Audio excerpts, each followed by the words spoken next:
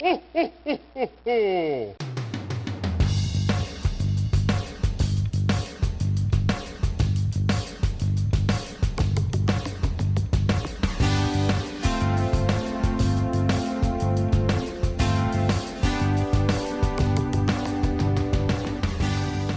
and welcome to It'll Be Alright in the 90s, this year's Christmas number 1 in the 90s Nostalgia podcast charts Wessex region. I'm Aleximus Greenwood, and joining me is my co-host Studolph the Red-Nosed Reindeer. Stu, how are you getting on with your new pushchair?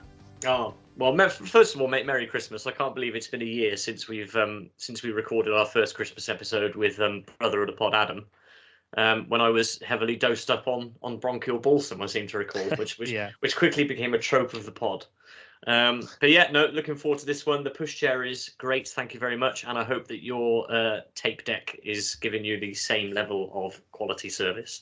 Oh, absolutely. I've been listening to cassettes all week, getting a bit fed up of having to wind back the tapes at the end of the album, but you know, that's the technology we've got at the moment. So be kind, rewind. Well, hang on a minute. If you listened all the way to the end of the second side, surely it's rewound itself, isn't it? Yeah, that's true. I've embarrassed myself. What have you been doing then? I've just been listening to the one side. I forgot you could turn them over. Oh no! I'm so used to just one-sided physical media. Oh, there's a whole world of music you still got to enjoy. Go and listen to all the side twos. Yeah, I thought 6 tracks was short for an album. That's all these EPs I bought. What's going on? So, Stu, this will be the last episode that comes out before Christmas, of course. One quick question. Have you been naughty or nice this year? I think I've behaved acceptably, we'll put it that way. I've certainly been lovely to all of our guests on the podcast. Yeah. So hopefully that counts for something. Yeah. How do you feel your chances are? Yeah, the same, I think. Yeah. I mean, if we just limit the question to podcasts, the world of the podcast, I think we've both been pretty nice. I think we've had an overall nice year and no legal issues as far as I can remember. So Jeff's been pretty quiet this year, to be fair. Yeah. We haven't worked him too hard, so that's a good thing. He can afford 6 weeks in Skegness next year. Yeah. Give him a longer holiday, you know. Excellent. So maybe we should keep going in this ploughing this furrow, and we'll be fine, I think. Yeah. Here's to just as nice 2023. Absolutely. But obviously we'll be talking more about that in our next episode, which will be on the turn of the millennium, which we'll be hoping to get out around the new year, around the turn of the year, so we can maybe reflect a little bit more on 2022 in that episode. How about we release it at midnight on the 1st of January, so that the hardcore IBA ITN fans can ring in 2023 by listening to us talking about the millennium. We can go head to head with Jules. It'll be alright in the 90s hootenanny. To be fair, he's probably recording that now as well. That's true. I only found that out quite recently that wasn't live. I was flabbergasted. I caught a bit of it last year. I think Ed Sheeran was on, and he sort of blew the cover off of it by saying, "Oh yeah, Ipswich are losing to Barrow at this moment in time," and it was like a cup tie that took place in the middle of October or something.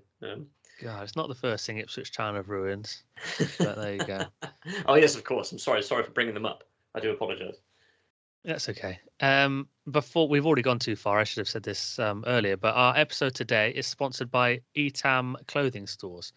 So I'm sure most people are in the midst of Christmas shopping, or hopefully you've got it all done, but maybe you haven't. So if you're looking for something for a loved one or a family member, pop into your local ETAM shop and quote All Right 90s Christmas to get 15% off their current autumn and winter range and pick up something for under the Christmas tree for someone special in your life. So that's today's sponsor, ETAM clothing stores. Thanks very much to ETAM. Yep, very popular with my mum. Their Bath store back in the early to mid 90s. So great to have them on board. Thanks, guys. Stu, I have another update on my endeavour to purchase tickets for Blink 182's 2023-24 World Tour. Mm-hmm. I have managed finally to bag myself some tickets to their Lisbon date in October next year. So I will be going, and you can rest easy now. Oh, I'm really pleased for you, man. Fantastic. Yes, I will sleep easy tonight.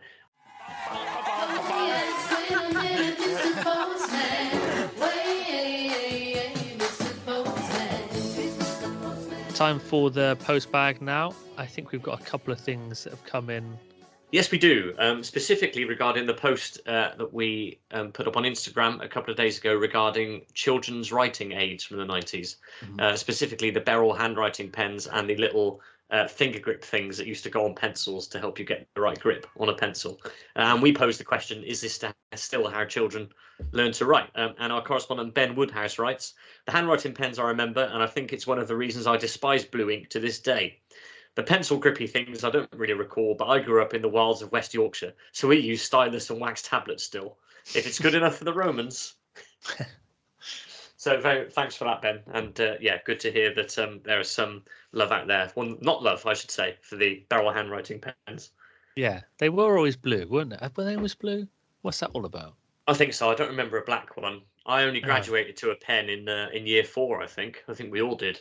Yeah. I think it was strictly the faithful old Staedtler Norris until then. Yeah, exactly. Yeah. HB or 2B if you were lucky. Yeah, and if you did a particularly good bit of work, would you go over it in pen? Is that something you would have to do, or just something maybe you would do if it was a special piece of work that you were going to get put up on the board or something? I think so. Yeah, I remember doing that and having guidelines that were laminated. So then you would paperclip the piece of paper over the guidelines. But why didn't they just have lined paper? This was pre-invention of lined paper. Went to school a long time ago. Yeah. One of the things, well, I had more trouble with using scissors than writing in ink, really. I once had some remedial scissor use lessons, I recall, because we were making Christmas cards or some craft project, and I kept getting it wrong, and it was my scissor work that was the problem. I kept getting the jagged edge. I couldn't get a clean cut. Oh, you've always suffered for that. Yeah, indeed. So, but my scissor usage is fine now. I'm happy to report. So those remedial sessions obviously did the trick. But yeah, that's good. Yeah. I mastered the pen before I mastered the scissors. That's probably the right way around, though, isn't it? Well, the pen is far mightier than the scissor, as the famous line goes. The pen is far mightier than the round edge scissors that we had. Yeah. I'm still to this day do not understand how left-handed scissors and right-handed scissors work. I don't understand the physics behind that, but if you know, then write in. Otherwise, I'll just look it up on Google like I should have done anyway. But there you go. It's another memory of primary school scissor content there. I have something else here now regarding our Dream Garage episode, which we did a few episodes back. Just a couple more selections here. One from Legend of the Pod, Tim. Brand new, the most recent Legend of the Pod, and Tim has chosen the XJ220, the Jaguar XJ220, which I know a couple of other people chose, a Rover 220 Tomcat, which he will know I also lusted after. We both lusted after it in sixth form. Absolutely beautiful car, and he's also chosen a Land Rover 110 Defender 300 TDI, which I can definitely picture him in. If you know Tim, you'll know that is very, very much his sort of bag, the old Land Rover. For sure. And then on the Instagram, we had Luke.A173, who chose the Volkswagen Corrado VR6, which is cool. I definitely agree with that. The Mazda RX-7 FD, which is also very cool. So I'm very much on board with this. And the BMW 750 IL, which I think James Bond used in one of the Pierce Brosnan. Yes, that's the saloon. I think that's the one that he controls when he's in the back seat. Yeah. Controls on the phone. Yeah, in that ridiculous sequence. Yeah, it was a weird Bond car, just a big executive saloon. It was a strange choice. And the final thing they've said is the Suzuki Wagon R, which I'm guessing is one they don't want. But then a Suzuki Wagon R Plus is quite cool, so maybe they do want it. I don't know, but that was their choices. So thank you, Luke, for your submission for your Dream Garage. Good choices. Cool. Just to round off the correspondence section, it's not so much correspondence. I've had a query. And the query is from Dad of the Pod, Glyn. And he listened to our last episode where we anointed Big Tim as the latest Legend of the Pod. And he basically it was a foul-mouthed tirade. That's the only way I can describe it. I'm not going to repeat it here. But he wants to know what he has to do to be a Legend of the Pod. He's been on a couple of times. All we ever do is talk about his Cavalier.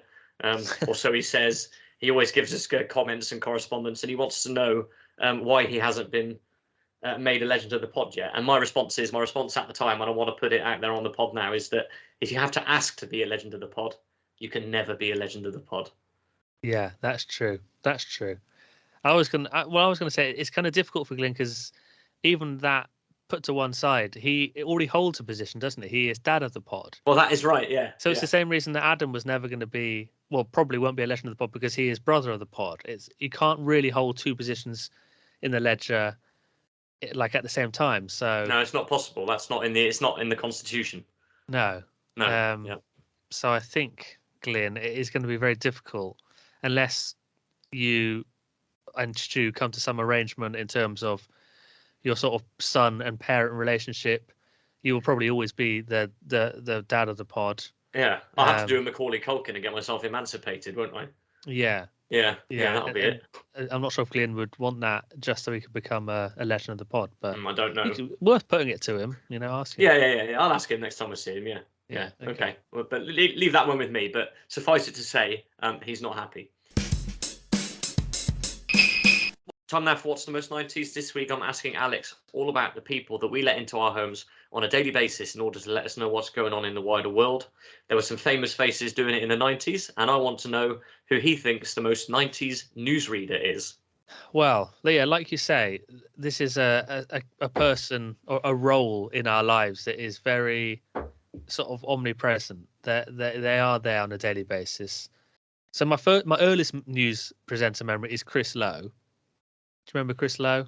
I don't, I'm afraid, no. If you look him up, you might recognise him. Like sort of bottom glasses, stick glasses, and the usual BBC gravitas you'd expect. But that isn't the person I've gone for. I've gone for Moira Stewart because I think Moira Stewart I think she's very cool for a start. She's been on stuff like Would I Lie to You and various other panel shows. I think she always seems like a good sport. But beyond all that, I think she just represented the 90s in news for me. Basically, she was always there. I think she started in the 80s, but then went right through the 90s into the noughties. And yeah, she was just a recognizable face, distinctive voice. And she was also quite groundbreaking. I think she was the first presenter of Caribbean descent to be working as a newsreader. So that was cool. And I think, yeah, she was just always there. She was iconic, I think. So that's my choice. In terms of local news, it's a bit different. Chris Vasher being probably the iconic News West or Points West as it is now, news reader in the West. But yeah, Moira Stewart for national anyway. Yeah. Okay. What about you? A very, very worthy choice there. Well, I actually have gone local. So my formative memories of TV news are of HTV news. So on the other side, we weren't so much a BBC local news family for some reason. I always remember it as being HTV, and there were lots of names: Bruce Hockin, Patricia Yorston, Graham Purchase were just a few that I picked out of the recesses of my mind. But the one I've gone for is a Southwest legend. I think I'm right in saying Richard Wyatt. Are you familiar with Richard Wyatt and his work? Not by name. I'm just going to type his name into Google and see if I recognise his face. I'm certain you will. I'm absolutely certain you will. Oh yes, yeah, I recognise Richard Wyatt for sure. Yeah. Great. Okay, so not only do I obviously remember him for his omnipresence on the local television news throughout my childhood in the 90s, but he's also memorable to me for another reason, and this came a bit later, but it's my first experience of a viral clip. And this came in the pre-YouTube era. So I'm going to tell you a little story now, and this might come as a surprise to you after the whole Bobby Davro thing a couple of episodes back. But one Christmas, I got talking to my cousin Jamie at one of our family Christmas gatherings. And I don't know how Richard Wyatt came up, but we were talking about him. He might have come on the TV, I don't know. And he said to me, "Have you ever seen the clip of Richard Wyatt getting hit in the airplane?" Right? And I said no, and he said, "Oh, you've got to look it up." And he explained it to me, and I didn't believe that this was true, that this could happen. But I went and I found it, and I remember I've still actually got it on a hard drive back up somewhere. It's like a WMV file, if you remember those. Yeah. So I've had to get it from somebody's uploaded it to a website, and I've downloaded it from there. And the clip is from about 1976. And he's standing on, he's reporting from Western Airfield. And it's to do with a biplane that is performing some sort of skill where it's able to drop bags of flour onto a target. Mm-hmm. And for the piece, they've got rid of the target, and Richard Wyatt is going to be the target. So he's standing there waiting for the bags of flour to hit him, and the clip actually follows the plane coming into shot, and then going along and along, and it gets really, really low, low, and lower, and it goes and it drops the bags of flour as it comes adjacent to the ground, but the wing of the plane hits Richard Wyatt in the forehead. Oh, I have seen this clip. I thought this was like an American thing or something. I had no idea this. You've seen this? Yeah, it's shocking, isn't it? This is Richard Wyatt. Unbelievable. Yeah. And I clearly remember the narration on the clip that I've got. Hopefully you'll be able to find it. But I think they're interviewing the cameraman afterwards, and he says, "Well, I just thought he'd been killed instantly because it hits him with such a force, and you hear it. It's such a whack as well. I mean, it's an aeroplane. And he just instantly falls over to the ground. But obviously he was okay, and he went on to have a long and illustrious career with HTV. And looking for him over the last few days for my research, he lives in Bath, and he runs a website called the Bath Museum, which is all about news about things that are all happening in and around Bath. There's actually an email address on there to get in touch with him, so maybe we can see if we can get him on at some point. That'd be absolutely brilliant if we could speak to Richard.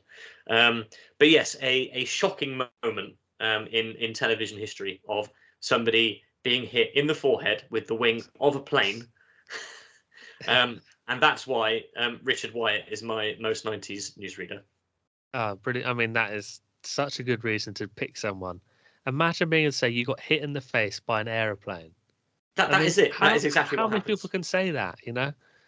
Oh, if you haven't seen it, listeners, and you're not of the same disposition as me when it comes to these things, I can only say that I must have been a bit of a harder soul when I was younger, because I don't think I would watch it now. But if you haven't seen it, I would recommend watching it at least once, because it's an unbelievable piece of footage. Okay, listeners, I've decided I'm going to watch this clip live. Where aircraft would drop flour bags as close to a large X as possible. I, of course, played the part of the X. Remember seeing that? I don't. I was knocked out very cold, but I'm very lucky. Unbelievable, Stu. Unbelievable. I mean, I heard the thud even coming through your speakers just as you were watching it. I mean, it is awful, isn't it? It really is. It is. It's a classic case of the camera being on a tripod, him getting hit, and then there's a pause, and then the cameraman sort of runs from behind the camera to where he's lying. Who's wearing like flares and clogs, by the way, if you haven't noticed. Yeah, absolutely. Oh, that is that really has beaten Bobby Davro. Unfortunately, Bobby Davro has failed yet again to be the best at anything. He hasn't even. Leave Davro alone. Come on. Today we're welcoming back two of our close podcasting friends.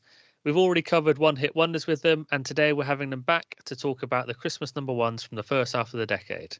So from the Now That's What I Call Bullshit podcast, welcome Kathryn and Dan. Guys, how are you doing? Feeling very merry and festive. Really good to have you back on the pod, guys. Really lovely to see you both. So pleased to be back with our best podcasting friends. The Juggernaut is back. The Juggernaut is back on the road, and it's festooned in Christmas lights. Love it. Holidays are coming. Oh, that's exactly the joke I was going to make. This is why we're best podcasting friends. The first thing I wanted to ask before we get into it was just how you all feel about Christmas music in general. Yeah, because obviously it's a big topic. We're only going to be talking about 5 songs from Christmas throughout the 90s, but generally, how do you feel about Christmas music? It's all started now in the shops, of course. So how does that make you feel? I love it. I'm so surprised that you've just said that, and I've been married to you for a long time. You're really specific about it, aren't you? You have a very, it's got a short shelf life for you. You don't have it before a certain time, and then after a certain time, you're like, get it off. Before and after, Yes, you're absolutely right. I won't listen to a Christmas song after about 3 o'clock on Christmas Day. That's completely correct. Yeah. So I do love Christmas music. I think there's a lot of shite. And I also think, which I think is probably going to be a big thing for us today, is that actually, what is a Christmas song in the truest sense of it? Does it have to talk about Christmas, or is it just that it is massively associated with Christmas? And I think there's arguments for both. Do you know what I'll do every now and again? Is like listen to a Christmas song in July. Just for the weird, like it's appalling. No, it has to be. No, that's not on. It has to be long. No. It has to be long enough away from Christmas just to make you nostalgic for Christmas. On like a really hot day when you're like, you know, in the car and you just stick on like Greg Lake, I Believe in Father Christmas or something like that, and you'll go like, oh, do you remember Christmas? Me and the kids sometimes do it in the car. Yeah, we do it. No, there's something quite unsettling about seeing someone drive down the road, blaring out in the middle of summer, blaring Greg Lake out the window. But also miserable Christmas song. That's one of my favorite Christmas songs. No, I know you love it. Please don't get me wrong. The Levelers did a gorgeous version of it last year, which was like genuinely brought me to tears. But I can't be doing it. I want all of my seasons to be very clearly defined, and I even, as much as I love Christmas, would you listen to the Beach Boys at Christmas, aside from the one about Saint Nick? Don't be ridiculous. Would you listen? They're April onwards. Them. Why does Christmas songs have to be? You'd listen to like, you know, and you'd listen to reggae at Christmas, would you? No. Okay. Stu and Alex, are you really surprised that this is the that Dan is the one that's been full of festive cheer and I'm grinching? Is this surprised you at all? Absolutely. Yeah. Did you think it was totally going to be the other way around? Dan, who's just so negative about everything to do with music, is like, I love Christmas music and I listen to it in July. I wish. Well, I mean, previous form would suggest, yeah, but I wish I'd written a Christmas hit. In fact, I did write a Christmas song, but nobody liked it. If we can get a clip of that, we can use it in the podcast. I'll send it to you. I wrote it about please. 10 years ago. No, but I love Christmas music. I love it. And there's something really atmospheric about it. I love the really I love the atmospheric ones. I love Stay Another Day by E41. Well, you're getting ahead of yourself. Keep that to later. I love In the Bleak Midwinter. I love Oh Holy Night. I love it. I love it all, except for Cliff Richard. Well, what better place to start then? Yes, just to make it clear to listeners, actually, I haven't already done this, which was remiss of me, but we are just going to be talking about the first half of the decade today, not the whole decade, just for time purposes. So maybe next Christmas we'll do the second half, but we're just because we've already talked a lot of shite and we're about 15 minutes in. Yeah, we thought we probably wouldn't fit them all in with Dan and Kathryn on the pod, so we're just doing the first half.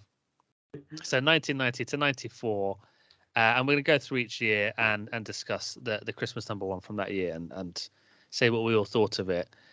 Starting with, which, sorry, I think Stu, this is what you're about to do, but starting with 1990's Christmas number one, which was, of course, Saviour's Day by Cliff Richard, released on the 26th of November 1990.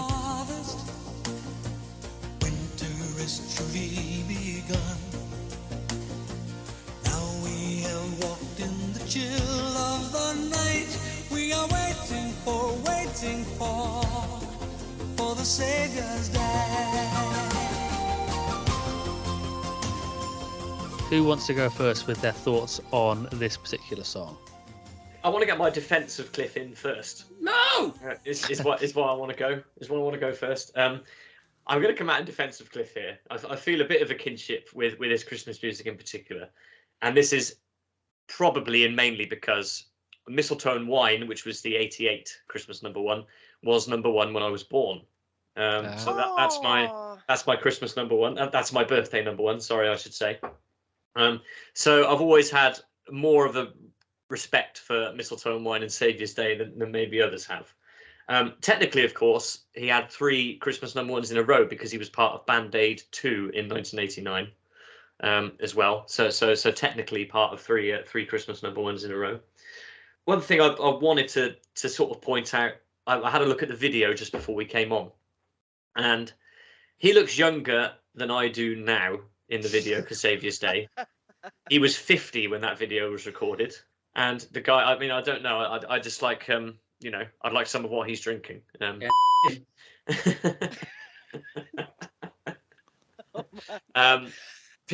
video recorded down at Doodle Door. I had a lovely chili con carne and chips in a pub near Doodle Door about 5 or 6 years back. I just wanted to mention that as well. So yeah, that's my defence of Saviour's Day to start with. I know that it's going to get torn to pieces now, but you've really piled on the positives there. Do you know what, Stu? One of the reasons me and you both tried to jump in there is because we know that Dan is going to go in it after his absolutely glowing report on Christmas music. This is where it stops, and Dan reverts back to farm. Doesn't mean Stop it. Right.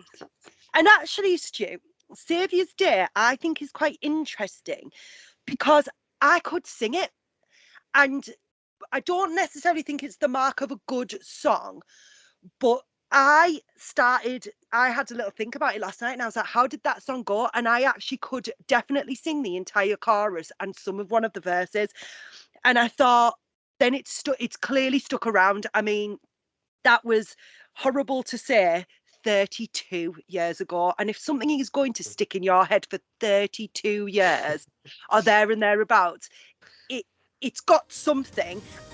Open your eyes on Saviour's Day.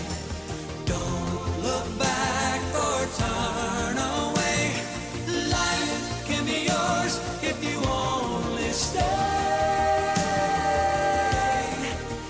He is calling you. As a song, I can't say, it's very Cliff Richard, isn't it? It's very, very Cliff Richard. It's got the sort of religious aspects to it, which has always served him very, very well. And he obviously had the mistletoe and wine, he had this, and he had Millennium Prayer as well, which was essentially the Lord's Prayer. To the Lord's Prayer, yeah. It's basically essentially record companies going, oh well, this worked, and that was just the last squeezing the last juice out of the Cliff Richard religious lemon. I'll just do the Lord's Prayer over Auld Lang Syne. It's Christmassy, it's Jesus. I know, but knock it out, and the old women will buy it. You know what? We'll wrap it in a jumper and bake it in a cake, and then they can eat some of the cake with a cup of tea, unfold the jumper, and inside will be like a gold disc with the Lord's Prayer sung to Auld Lang Syne. What could be more perfect? It's a Cliff Richard Christmas. Let's stay on track, though, shall we, Dan? Yeah, I'm on track. No, you're not, because you're talking about the Millennium Prayer, and we're trying to talk about Saviour's Day. So but actually, I'm not going to tear it apart. It's not my thing. Yeah, well, no, but isn't that what a lot of music does? Is play to an audience that's going to buy it? You're the one who brought up the Millennium Prayer, though. So that's why I'm talking about it. Like he mined religion and Christmas. He started off as like mining Elvis, and now he's mining like religion and Christmas and old ladies, pensioners, defrauding pensioners by selling them the words of a prayer to the words of a really old song, and both of which are public domain. There's no songwriting involved. It's just piss poor. I'm glad we're starting with Cliff. That's all I can say. I know, yeah. I think things might brighten up a bit after this. Dan, what do you think about this song now? What do you think about Saviour's Day? The song, Dan. It's a bit nothing. I'd rather have I'd rather have Mistletoe and Wine. I think that's where they realised they hit pay dirt, and this is like the sequel. This is like Home Alone 2, isn't it? Or like Die Hard 2 or whatever. That's a really good analogy, actually. We hit good at Christmas. Let's just do another one. And it's like, it doesn't. Mistletoe and Wine has all the moon, spoon, June rhymes in it. And he kind of exhausted that. And it was just like, whack a few bells in. The Yamaha DX7 does that really well. We'll bang some of those in. Oh, there's a string patch as well. Let's put that in. Cliff, you walk around in a jumper, point at a Christmas tree, and just talk about Jesus, and middle-aged women will buy it. It is, unashamedly full-on religion, isn't it? There's not really anything else going on there, and some Have you all watched the video as well? I know, Stu, you have. You mentioned it there, but yeah. Did Dan and Kathryn, did you watch the video? I've seen it, and I feel like I think Mistletoe and Wine, Saviour's Day. Which one's Saviour's Day? Because they all sort of blend into one for me. I just think knitwear, Christmas trees, children. There's definitely knitwear involved. Saviour's Day is the one where he's on top of Durdle Door in Dorset. Right, okay. Sorry, I should have picked up that reference earlier. Yeah, so it actually, I think health and safety wise, it looks quite dangerous because he's kind of stood on quite a narrow cliff edge, and he's sort of all these. Yes, I know which one you mean. Yeah, all these people are flocking towards him, mainly not steady on their feet. Yeah, and yeah, it could have been a Pied Piper situation. Is it his November rain minute? Exactly. As close to Axel Rose's cliff gets. I'm sure the BBC got censured a couple of months ago for filming some of Doctor Who on top of Durdle Door, and they didn't tell Dorset Council that was what they were going to do, and they weren't very happy with it. So Cliff's clearly got some sway with the, with the mayor of. Clearly. I don't know. There's not a cliff at Durdle Door. Is there an actual cliff aside from the one in knitwear pretending to be Jesus? Is there an actual cliff? So it's cliff on a cliff. Yeah, cliff on a cliff in knitwear in a messianic. It's kind of like if November Rain was done for CNA, an advert for CNA. It does I could make a point here about the November Rain video, but that'd be going way off topic. If you ordered Axel Rose from CNA, you'd get the video for Saviour's Day. Well, personally, I hate everything about it, apart from the song itself, which actually I don't hate as much as I thought I was going to. I mean, the melody, at least. Obviously, I'm not interested in the lyrics, but there is something kind of slightly atmospheric about it in that Christmassy way that I agree. Dan, you were sort of referencing with, like, in the bleak midwinter and stuff. There's something about the music which I don't mind too much, but okay, then so 1991, and it's actually a return to Christmas #1 for Bohemian Rhapsody by Queen.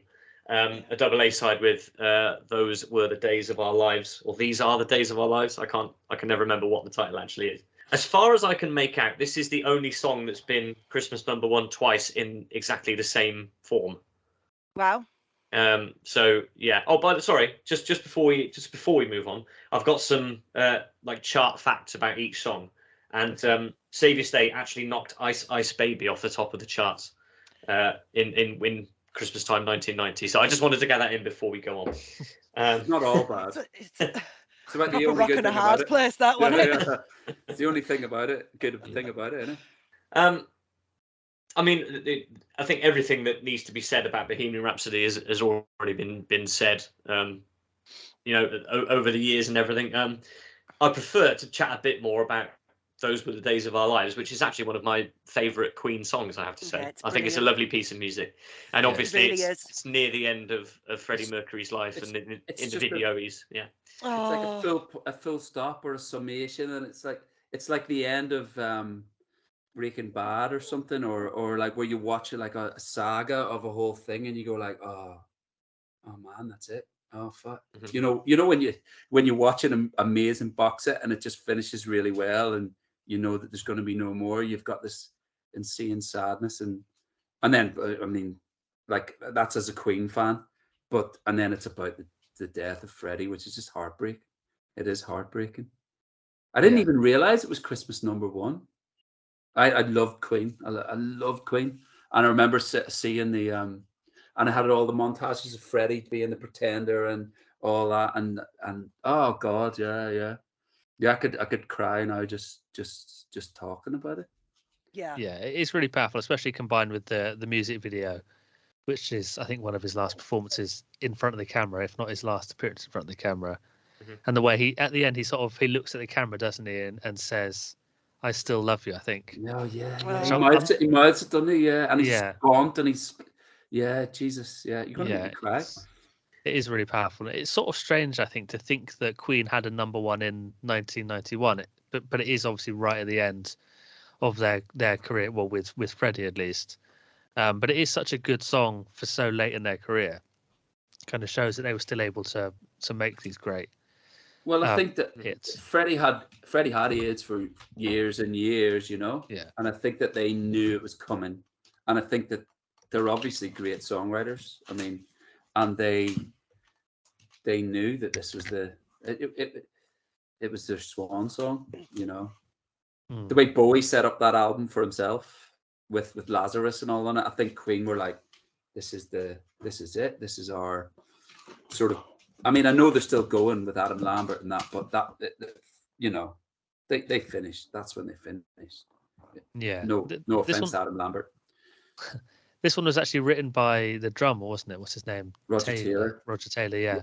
And yeah, I think on Wikipedia it said that he wrote it because he knew, like you said, that he knew it was coming towards the end, and it was sort of about his friendship with Freddie and how. I think because in the first chorus he says, "Those were the days of our lives," I think referring to when they were sort of kids, when they were young. And then the second chorus but changes to "These are the days of our lives," so it becomes the present. So kind of they are both in there. That's what's happening. Yeah. Makes it really poignant, doesn't it? Yeah. Like, shit, man, you're dying. You know. Oh. Yeah. It's a bittersweet one, and I think that obviously Freddie Mercury died on the 24th of November, didn't he, on 1991, and it was just sort of their tribute to him. And I'm sort of like wondering why they did Bohemian Rhapsody with it. Is it because that's what people wanted? I don't think in any way, shape or form it was a money grab. I don't think that at all. I just wondered whether it was almost like a sort of, what's the word I'm looking for? Almost like bookends, like one of the first big hits with the last thing, and bringing those two things together. I don't actually personally feel like it needed Bohemian Rhapsody on there, but I appreciate it all the same. But it's a gorgeous song, and Freddie Mercury could sing the phone book, couldn't he? Like, he's amazing. And yeah, it's a really sad thing. Yeah, definitely. Stu, we've hardly heard from you. We've all been gushing. I think this is definitely my favourite song out of the 5 or 6 on the list, if you include the double A side. This is definitely my favourite piece of music, and the one that I would come back to. And as I said in the intro, it's probably one of my favourite Queen songs, alongside, I think, Tie Her Mother Down is probably the other one, just in case anybody's wondering. It's one of my favourite Queen songs, actually. I think it's gorgeous. If you're into a Queen ballad, Who Wants to Live Forever from Highlander is good. I love that song as well. Yeah. I always sort of connected these two songs because, well, those two songs is in Who Wants to Live Forever and These Are the Days of Our Lives, because they both sound kind of like they're on the same subjects. But yeah, they are. Maybe even Freddie knew he had AIDS when he did that, because when Highlander came out, it must be, is it 90s or is it 80s? I think it's the late 80s. Right, okay. I know that Bohemian Rhapsody, the film, is not probably a great place to get my Queen facts from, but the insinuation in that film was that he found out kind of around 1985, was it, because it was all during the time of Live Aid and stuff. But as I say, that's prime It's a Kind of Magic time. That's when It's a Kind of Magic came out. It was about 84, 85, I think, because Queen Live Aid was all It's a Kind of Magic, and that's what that album's from, isn't it? But it's just a terribly sad loss. And absolutely, he was great. He was fantastic. Yeah, him and George Michael, probably two of the best voices of that era, are both gone, and both gone around Christmas as well. Happy Christmas, everybody! I know, Jesus Christ. Listen, don't get me started on George Michael. We don't have time for it. I will be like, everyone will just be crying, just sobbing into our mics about the loss of people like David Bowie and George Michael. And yeah, Merry Christmas, everyone. Is it time to move on again? Okay, let's move on to the third track. This is a big one. This is Whitney Houston's I Will Always Love You. But I know I'll think of you every step of the way.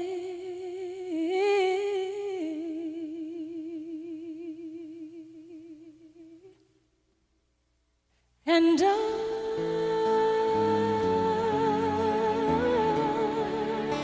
will always love you.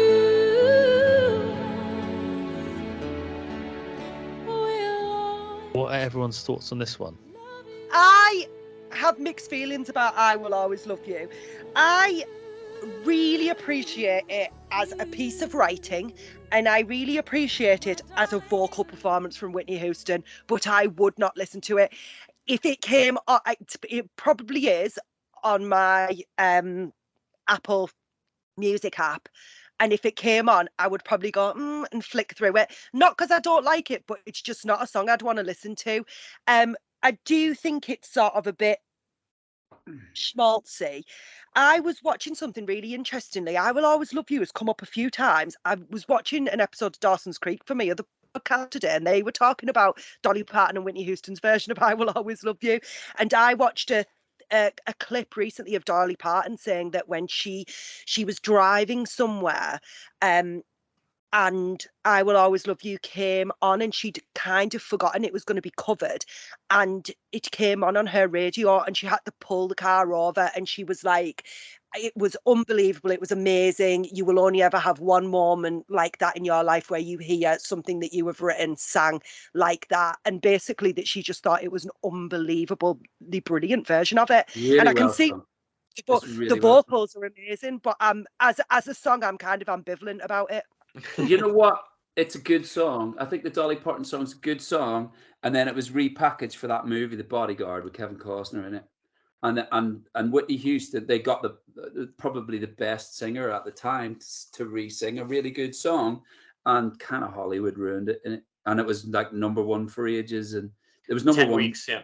It was number for 10 ages and weeks. ages, and it just seemed like you were hearing, and it's almost like you're hearing Whitney Houston emote on the TV, on Top of the Pops every week, in every shopping centre, going like,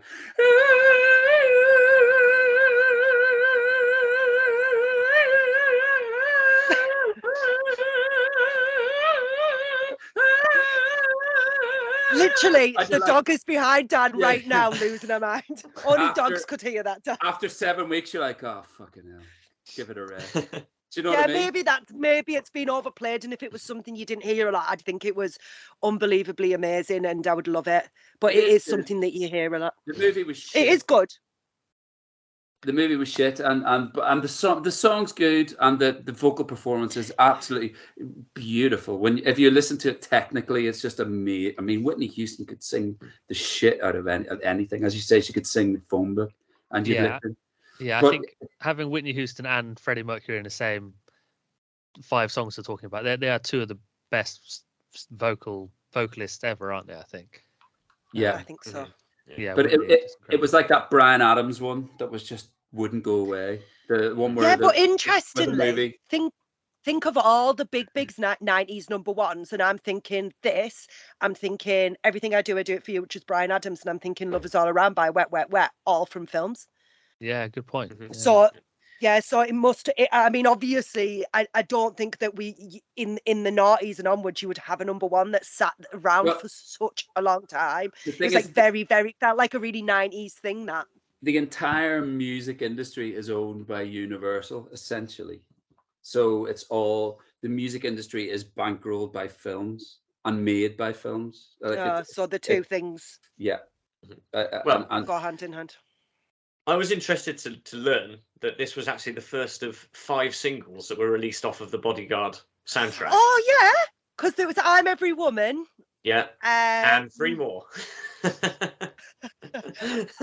What was it? I'm Every Woman. I Have Nothing If I Don't Have You. Uh-huh. I've done 3. Yeah, I couldn't tell you what the other 2 are, but the last of which was actually released in October 1993, which was like obviously a year after I Will Always Love You was released. Wow. So I was very interested. And I don't know of a soundtrack that would have that sort of longevity these days. Sadly, though, I did do a bit of research, and my favourite Whitney Houston track, My Name's Not Susan, isn't on the Bodyguard soundtrack, which I was disappointed to find out. But you That's can't a have it great- all, can you? That's a great song title. It really is. It really is. My Name's Not Susan. Yeah, Did she really sing a song called My Name's Not Susan? Yeah, it was like a slam track to a boyfriend. You know, like, oh, I've found it. Well, Okay. it can't have been a cool. text. It can't have been was this after she started smoking crack and dating Bobby Brown? Dan! It's the truth. It's not slander or anything. She did start smoking crack and dating Bobby Brown, and I'm sure her music took a bit of a left turn at that point. No, she did some really great stuff after that. She did what's the album with My Love Is Your Love on it, and Yeah, Oh, it's yeah, not right, cool. but it's okay. Yeah. Yes, Yeah. I can't think what the album's called, but Smoking it was crack. brilliant. It's not right, but it's okay. Dan, you've got to, I swear to God. But do you want to hear a really interesting, very 90s story about the bodyguard? Yes, please. Yeah, go on. Again, don't know how true it is, but this is the synchronicity of this song. That Kevin Costner was really into doing a Bodyguard too, and he wanted to do it with Princess Diana, and they actually got him playing Princess Diana's bodyguard, and they actually got her to, in theory, agree to it, and the script came across his desk the day before she died. No way. Oh, wow. I don't know how true that is, but I did read it in a reputable source. Tell you what, if Kevin I Costner had find been in it that limo, difficult. she never would have died. you One go. of life's great what ifs.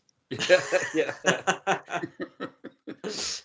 I mean, this is maybe embarrassing, but I didn't realize this was a Dolly Parton song until I was researching this episode.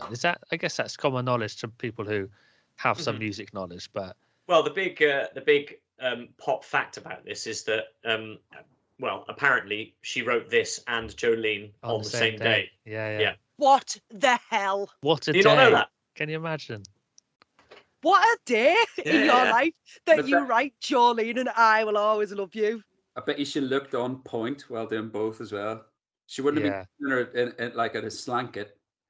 Should have had her nails done, her hair would have been perfect. Should have been in like a rhinestone kind of dress thing. Sitting perfectly with, she's on point. The lady. She's great. Yeah. Absolutely. She's so cool. Both of them That's are so amazing. What hope is there for the rest of us if there are people that can do something like that in one day? Listen, what have you done with your day? Yeah. Put out the Exactly. bins. Yeah. Had a really long fart at one point.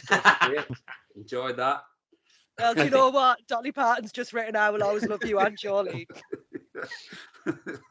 I think That's insane. Yeah, finding out that it's about her leaving her mentor, because that's what it's about, isn't it? Like her business partner or something, who she'd been with for years, and deciding to leave him and go it alone, made me like it even more, knowing that it was like written. It wasn't just a sort of imaginary It wasn't a love breakup song. thing. It's a real thing. Yeah, and like we said, Dolly Parton is super cool. Whitney Houston is super cool. So I just think together it just makes a great song. But like you say, it was overplayed slightly, but still, I think if you hear it now, I think you're still kind of taken aback by or reminded of how great Whitney's voice was. So absolutely, she was amazing. She was a talent, and another sadly missed and gone too soon. Next time you see Big the in the video, 80s. you need to do what I do and try and open your eyes and do the keychains at the same time that she does. Yeah. There you go. No, you can't. You've got to keep your eyes open. That's the point. Oh, right. Well, no, because the snare comes in just a moment before, so that's when you open the eyes, and then the note comes in a beat afterwards. No, I've heard that if you do that, your eyes pop out.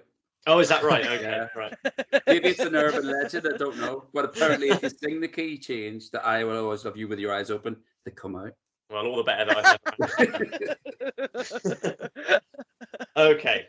Well, let's go from something that's fairly well regarded to something which is regarded as one of the worst things ever committed to tape. The 1993 Christmas #1, Mr. Blobby by Mr. Blobby.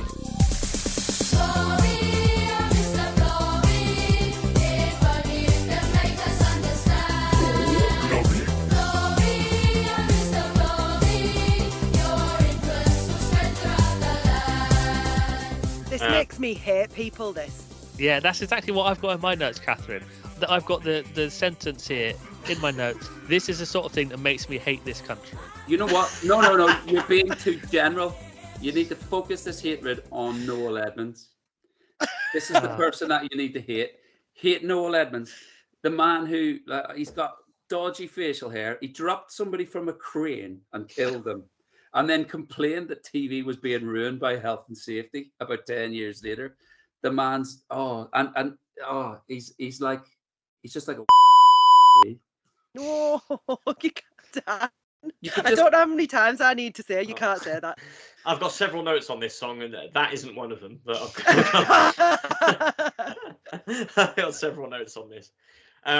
Did anybody watch the video beforehand, or was it just me? Yes, I did. You did. Okay. Did you spot how many other music videos were spoofed in the video for Mr. Blobby? I noticed a couple. There's one I had a note on here, which was the Shakespeare's Sister video. That's right. Stay, Yeah. Oh, it is, yes. Which is it's a great song. So bizarrely, they cut between the real video and then a lookalike of not Siobhan Fahey, the other one, Marcella Detroit. Marcella Detroit, yeah.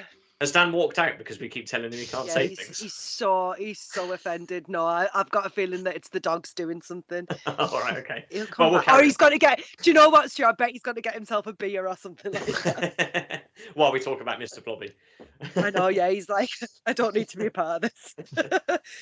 So you've got a spoof of the Stay video with a Marcella Detroit lookalike who's acting with Mr. Blobby. There are also brief spoofs of the video for I Can't Dance by Genesis and Addicted to Love by Robert Palmer. The Addicted to Love one is probably my favourite because obviously famously in the real video they have the models playing the instruments. In the Mr. Blobby version, specifically the model who's playing the drums in the Mr. Blobby version, have a look at how she's playing the drums because it is absolutely hilarious. There's loads of stuff going on here. Carol Vorderman and Jeremy Clarkson both make cameo appearances in this video. What? It's not clips that are in from other things. They are specifically in the video. Yeah, Clarkson plays Mr. Blobby's chauffeur right at the start, who drops him off in his pink Cadillac. The clip of Neil Kinnock falling over on the beach, if you're familiar with that. That gets a random airing on the. Yeah, why is that in there? It's weird, isn't it? I really don't know. How much do you reckon they spent on it then? I mean, those guys don't get out of bed. Clarkson doesn't get out of bed for under a couple of grand and be in a pop video. And well, maybe in the early 90s. No, in the early 90s, that's time of like big investment, and the BBC were probably bankrolling it. Our taxpayer money paid for it, probably. God, I need to write to my local MP. I need to down with this sort of thing. Yeah, careful now. I need to. I need to put my hands up here and admit that this is the only track on the list that I actually owned at the time. But it was a gift. It was a gift for my fifth. Okay, that's fair enough. Birthday. I got the Mr. Blobby. Oh, you were 5 as well. Yeah, it was my 5th birthday. And my chart fact for this one is that it kept Babe by Take That off the top of the chart at Christmas 93. Yeah. Oh, yeah. This was number 1, wasn't it? And then Babe was number 1. That's right. They swapped it back. Yes, you're totally right. I remember that happening, but I don't think that Babe is necessarily Take That's best work, but it is sure as hell a better song than Mr. Blobby. I mean, this is like insane novelty at its worst, and it got worse and worse towards the end of the 90s when we had things like Bob the Builder, which could possibly have been a Christmas number 1. We'll obviously get to it next Christmas. Well, but it was, but luckily that was in the year 2000. Was it 2000? So we won't cover it. That's even worse. The first year of the noughts was fucking Bob the Builder. Like, Alex, I'm going to say it again. You're right. This is what makes me hate England. Please don't enable this bullshit. I know. It's awful. Mic drop. I can't. Thanks. It's just, I get that it was a lot of fun.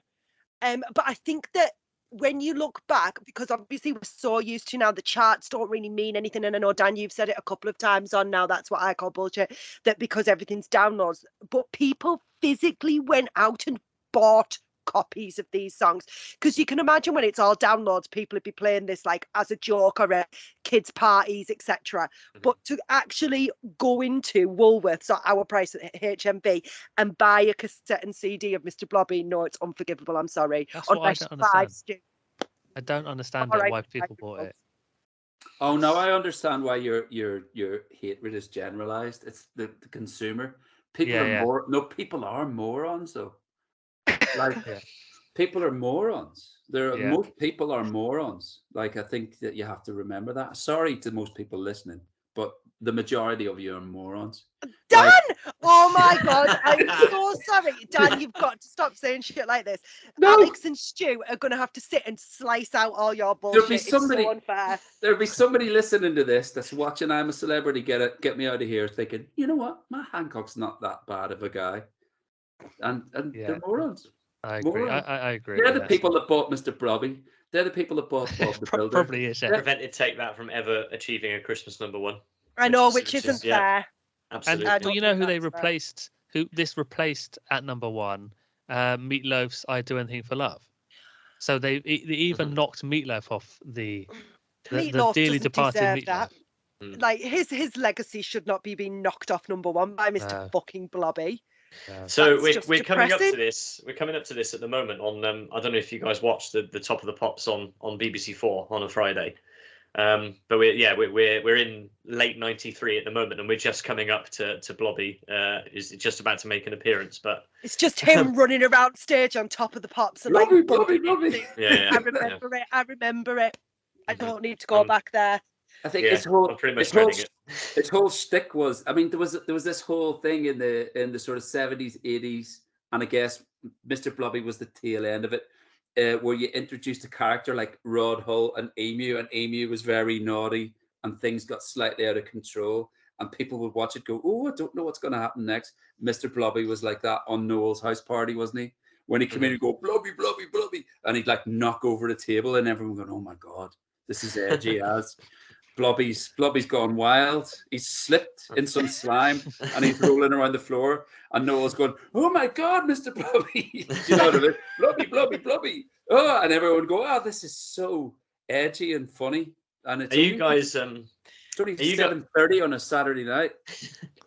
Are you guys familiar with Blobbyland at Cricket St Thomas? No. Right. Okay. So this is I vaguely remember this. Yeah, this is a southwest thing. So it's Cricket St Thomas is a village near Chard, which is in Somerset, and that was the site for Blobbyland, Crinkly Bottom and Blobbyland. Oh my God. And my parents took me there, of course, because we're fairly local to this. And I remember having an all right time, you know.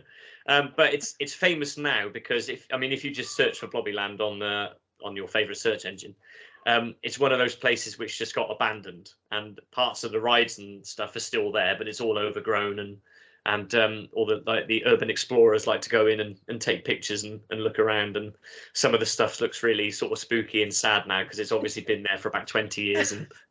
You know, I really not need been to see cared some of for. these pictures. So when we're off tonight, have a Google for Blobbyland, and yeah, you'll be going amazed. to. Yeah. When you're saying these things, Stu, like when you went into the Cliff Richard thing and now you're going to the Blobbyland thing, they all sound slightly confessional. I'm worried that you're going to disclose something that I'm going to have to. Like, well, they didn't. You know, my parents didn't take me there when I was like 26. So, you know, some sort of safeguarding team from the council where you are and sending around your house. I've been on a 90s podcast with someone, and they've just disclosed an incident that's happened at a fun park. It's themed around. Are you old enough to remember Noel's Funhouse? Do you remember the Saviour's Day? Well, can you put me through to someone who can send maybe a team around to his house? I think he might be in distress. a wood panel station wagon and some gentlemen in white coats. Yeah. He won't stop saying crinkly bottom. Can someone the ghost of Keith Chegwin and send it around to his house, please, to bring him down? No, not Cheggers. He was involved in the Bobby Davro thing. I can't have that. We've sent him off now. But you guys haven't heard the latest episode, so when you do, that'll make sense. Right, okay. Sorry, this is ridiculous. In a good way. Right. Shall we move on? Can't help ourselves, can we? Yeah, we're on the home straight now, aren't we, Alex? So we're all right. Let's move on to the final #1 that we're going to be talking about in this episode, which is 1994's Stay Another Day by E41, which was released on the 21st of November 1994. Baby, if you got to go away, don't think I could take the pain. Won't you stay another day?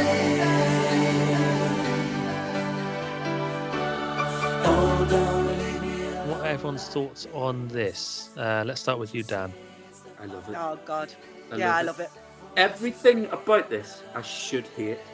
Like a load of little short guys from Essex in like parkas. They're from Walthamstow, Dan. Come on, that's yes, why they're called E17. East 17. Yeah. From Get it right. Walthamstow. Like standing around in parkas with a snow machine, making like kind of gang signals, singing this really sentimental song. But I just love the song, and I think it's that the Mortimer guy. What is Gary Mortimer? It's not Bob Mortimer. Tony Mortimer. Tony Mortimer. Bob Mortimer. I think that guy actually was a really sensitive guy that wrote this beautiful song about his brother dying, right?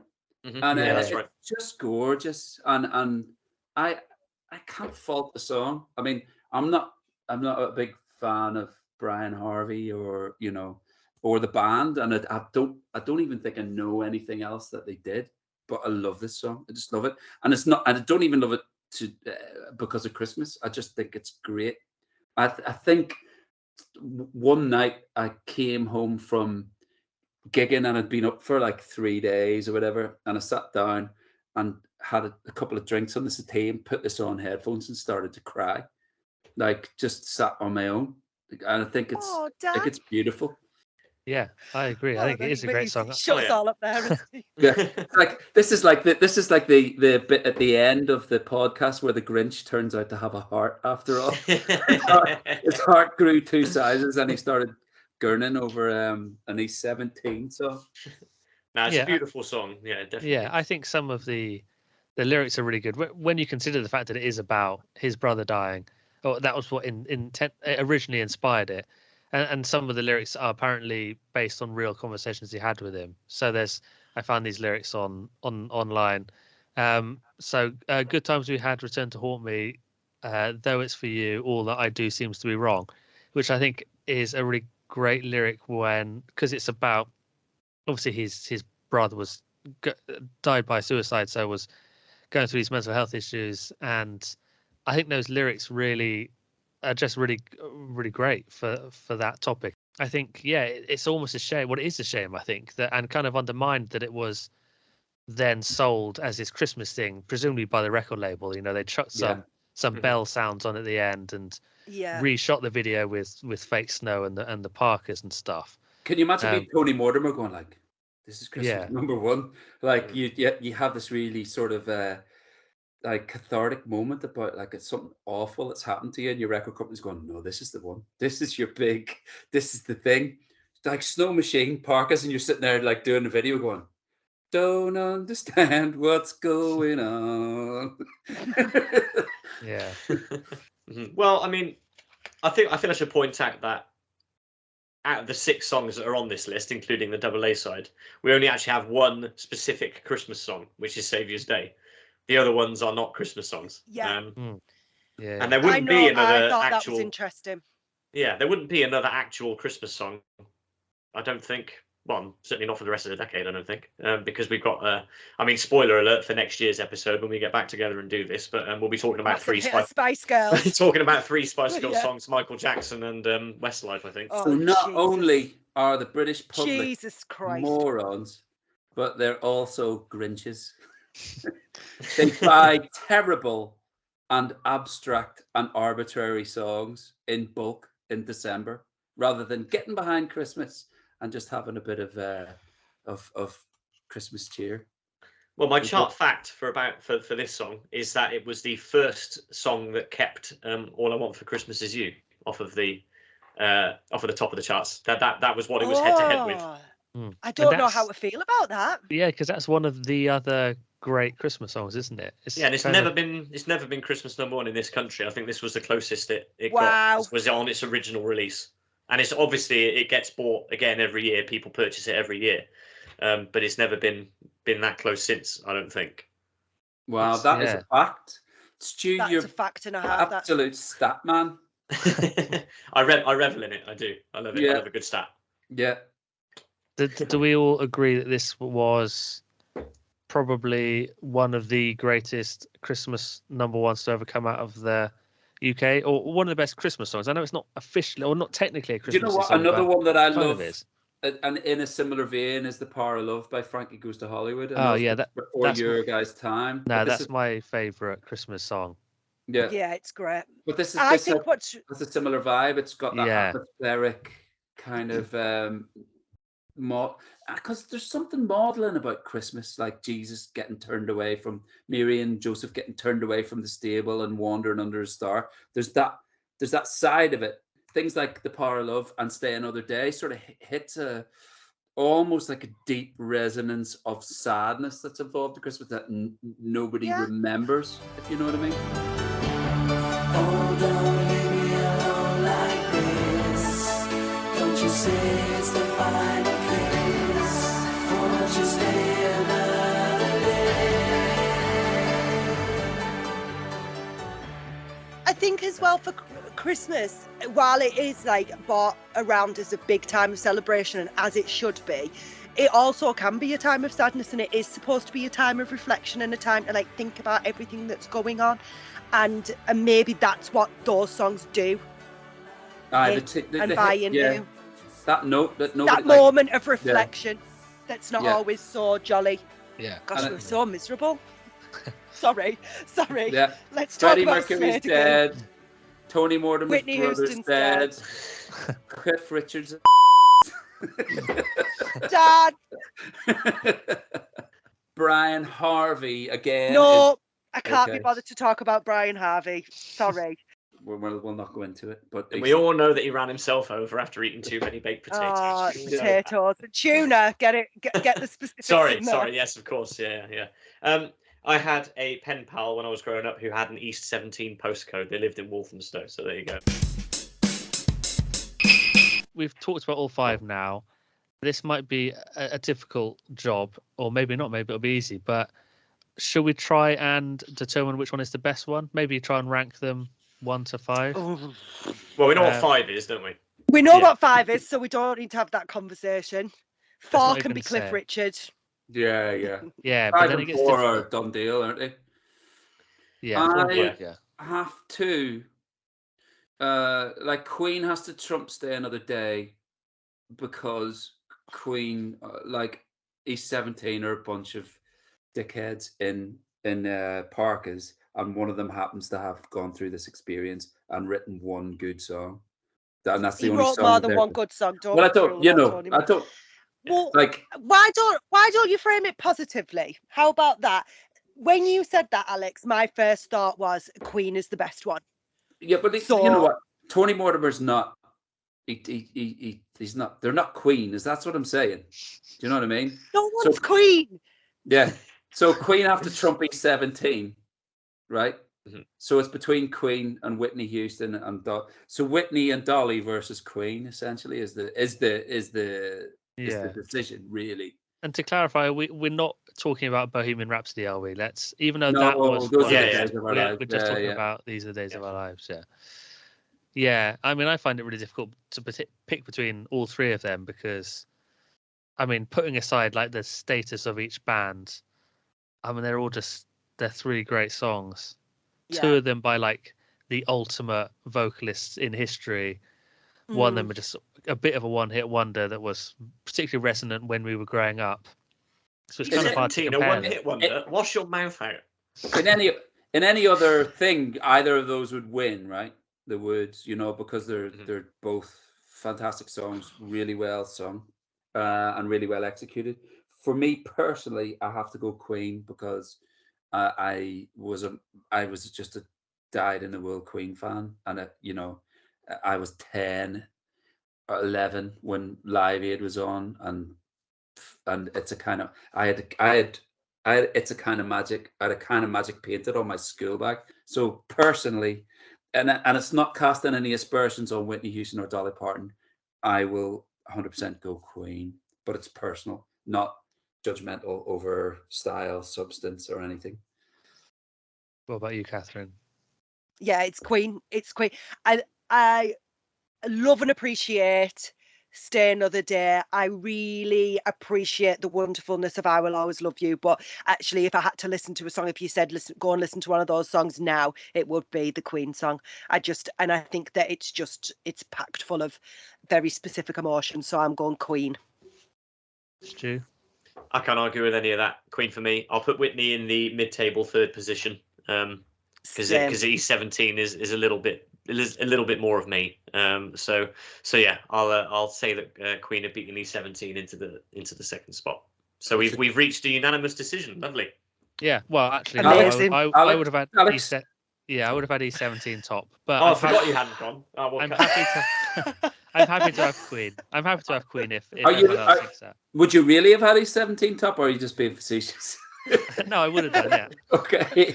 I Right, think okay. It's a brilliant song. No, yeah, no, I love it as well. if you're going off the measure that one of you I think said, what would I want to go and listen to now? I don't ever really listen to Queen. I like that song when I hear it, but I don't go and listen to it. Whereas every year I will listen to E17. I'm with you there. I don't listen to Those Are the Days of Our Lives. But I just thought you were being really obtuse because we were all going, oh, it has to be Queen. No, I think mean- those three are really hard to pick between.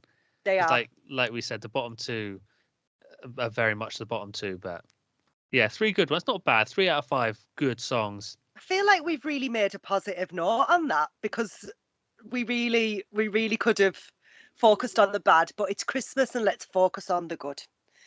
And Absolutely. you are Absolutely. totally These right. are the days of our lives, ladies and gentlemen. Oh, Exactly, yeah. that's a lovely note to end it on, I think. A lovely note to end it on. Guys, as always, it's been an absolute pleasure. There's Oh, been totally. Has it, Alex? I mean, don't get me wrong, there's going to be lots and lots to edit out, but it has been, Leave it in, Dan. Alex. Leave it in. Don't, Alex. It's all the truth. for legal reasons, we'll discuss it with our lawyer anyway. What Yeah. can and Just send it my can't way. stay. But hopefully we'll be seeing you again soon on. You will.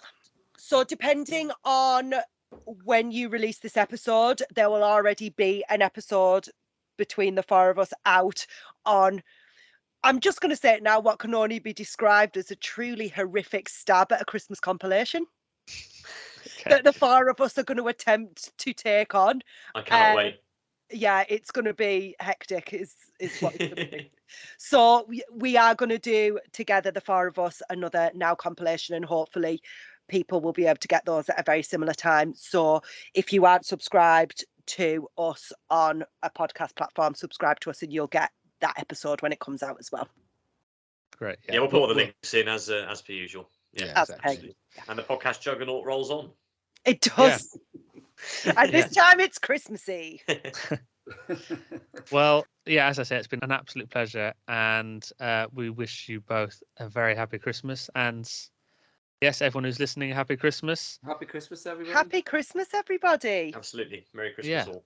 And we'll do the next half of the decade next Christmas. For now, it's goodbye to Kathryn and Dan.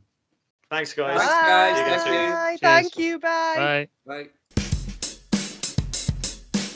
Well, that was brilliant. Yet more fun with Kathryn and Dan from the Now That's What I Call Bullshit podcast. Always have a good time with them, don't we, Stu? Oh, brilliant. I love it when those guys come on the podcast. I love going on their podcast. Yeah, always a very, very fun time. And a lovely way to round off another calendar year of podding, mate.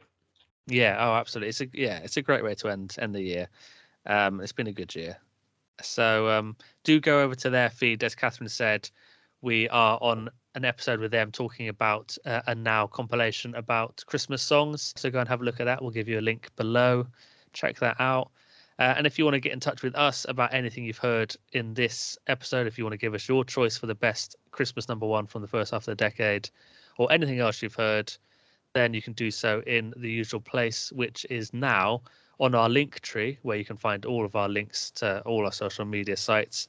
And that is on linktr.ee/allright90s podcast. It sounds more complicated than it really is, but the link will be below, and you can just click on that and find all the different avenues that lead to It'll Be Alright in the 90s. So, yeah, any last words for the year, Stu? Well, just to say many thanks to everybody who's listened, everybody who's corresponded with us. everybody who makes the podcast what it is, because we couldn't do it without you. We do enjoy doing it. It means a lot to us, and of course to you, mate, for being a superb co-host, editor, social media guy, and all-round top podder. Thank you to you as well. Thank you very much. Yeah, no, absolutely straight back at you. Great work all year, and so much fun. Loved every episode we recorded. All the editing is just a joy when, it's so easy to discuss these things we're talking about with you. So much appreciated. And here's to another year next year. But we are going to aim to have another episode out slightly earlier than normal, aren't we? Because we're going to aim for a New Year's Eve release. We are, yes, yeah. We're going to try and do that. We'll try and get our Millennium episode recorded over the Christmas break and out to you guys for the new year. So keep your eyes peeled out for that. Yeah. Until then, we hope you get everything you wish for this Christmas. Maybe you've been browsing through the Argos catalogue and circling all the things you want. We hope you get at least a few of the things you've circled, and have a brilliant Christmas and a wonderful New Year. And as Stu said, we'll see you very shortly after the turn of the new year. But until then, it's goodbye from me. And it's goodbye from me. I'm just off to Crinkly Bottom. Cheerio. Merry Christmas all. Baby, if you got to go away, don't think I could take the pain. Won't you stay another